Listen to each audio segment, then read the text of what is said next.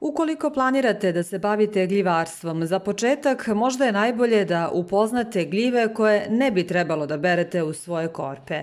A svakako u tu grupu najpre spada Amanita muscara, upravo ona koja se najviše crta u dečijim slikovnicama, a o kojoj će nešto više pričati naš sagovornik, profesor Duško Brković sa Agronomskog fakulteta u Čačku. Za početak bi trebalo poznati grupu amanita, grupu pupavki, otrovnih gljiva, čak možda i pre jestivih. Proučiti njih sasvim onako literaturno, onda izaći na teren, videti ih i njih izbegavati, apsolutno. Zašto to kažem? To je smrtonosni oblik. 90% smrtonosnih ishoda je od tog roda amanita. Odnosno zelena pupavka, bela pupavka, panterača, sve su to amanite, onda ona Amanita muscara, što se najčešće crta u crtanim filmima sa onim tačkicama, crvenkaste, to su amanite. Sada, jedan apsurd, na početku sam rekao da u gljivama nema komentara, nešto uopšte. Najbolja, najukusnija po svim parametrima, evropska jestiva gljiva, blagva, Amanita cezara ili cezarska, kraljevska pečurka je upravo amanita, znači iz tog istog roda.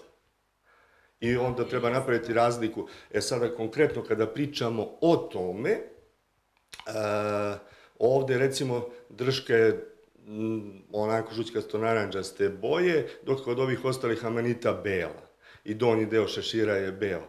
To je nešto što onako može da pravi izvesnu razliku. I ovde kod ovih gljiva ono što može da se naglasiti jeste taj gomoljasti omot u dnu drške.